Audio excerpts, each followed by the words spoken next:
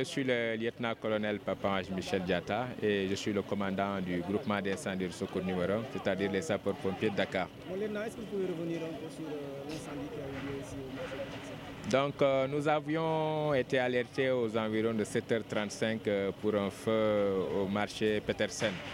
Il faut rappeler aussi qu'il y a 6 mois de cela, on n'était pas loin d'ici, au marché Petersen également, pour un autre feu très violent. Donc quand on est arrivé à 7h35, donc il y avait beaucoup de cantines qui étaient en feu. Donc rapidement, le chef de garde a demandé les renforts qui sont venus d'un peu partout dans la région de Dakar, donc des casernes de la région de Dakar. C'est aux environs de 10h15 que le feu est éteint. Le feu est éteint ne veut pas dire que les opérations sont terminées. Vous voyez, les opérations se poursuivent. On est en train de tout faire pour éviter une reprise de feu. Vous savez, il faut soulever les décombres, voir à peu près s'il n'y a pas une flamèche par-ci, par-là, et essayer de l'éteindre pour éviter fondamentalement une reprise de feu qu'on nous appelle encore pour nous dire qu'il y a encore le feu. C'est pourquoi l'opération va se poursuivre. À l'issue, on va faire des rondes pour nous assurer vraiment à 100% que le feu est véritablement terminé. Est-ce que vous pouvez énumérer les difficultés que vous avez rencontrées sur le terrain? Les difficultés sur le terrain, c'est les difficultés classiques auxquelles les sapeurs-pompiers sont toujours confrontés dans ces cas de sinistres-là. Ouais, déjà, nos marchés ne sont pas aux normes. Vous voyez le déficit d'hydrant, ça c'est la première chose à déplorer. Un sapeur-pompier avec son engin sans eau, ben, ça va être compliqué. C'est pourquoi présentement il y a pratiquement tous les engins en eau des casernes de Dakar sont là, sauf peut-être la banlieue un peu et Rufisque qui sont un peu en base arrière. Ces engins sont en base arrière au cas où il y aurait un autre feu qui se déclarerait ailleurs. Mais l'essentiel de nos engins d'incendie sont là, à Dakar. Ça veut dire qu'il n'y a pas de bouche d'incendie proche d'ici? Bon, les hydrants, quand même, c'est un gros souci, pas seulement pour les marchés, mais dans tout Dakar, voire même sur l'étendue du territoire national.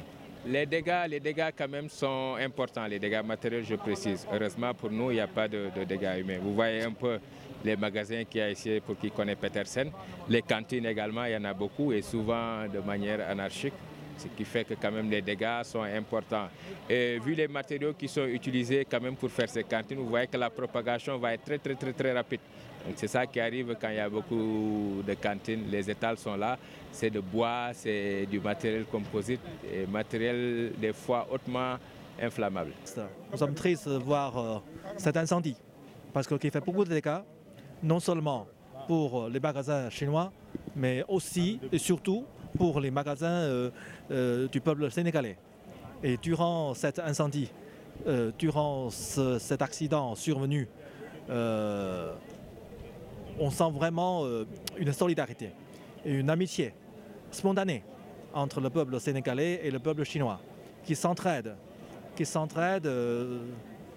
très volontairement. Donc sans cette solidarité, sans cette amitié, je crois que les dégâts seront encore plus graves. On ne connaît pas l'origine de cet incendie. On ne connaît pas. Oui, quand même, ils sont tristes parce que ce sont leurs produits, ce sont leurs affaires qui font beaucoup de dégâts. Donc je crois, heureusement, il n'y a pas de victimes humaines. Donc ça, c'est le plus important. Et après, je crois, on a déjà discuté, ils vont continuer à être ici pour rebondir leur affaire avec le peuple local pour mieux accroître le bien-être commun entre nos deux pays. Je crois que ça, c'est un problème commun. Je crois, tout à l'heure, Monsieur le Président a déjà répondu à votre question. La mondialisation du marché, ce n'est pas ce n'est pas fait du jour au lendemain. Il y aura un long chemin à parcourir.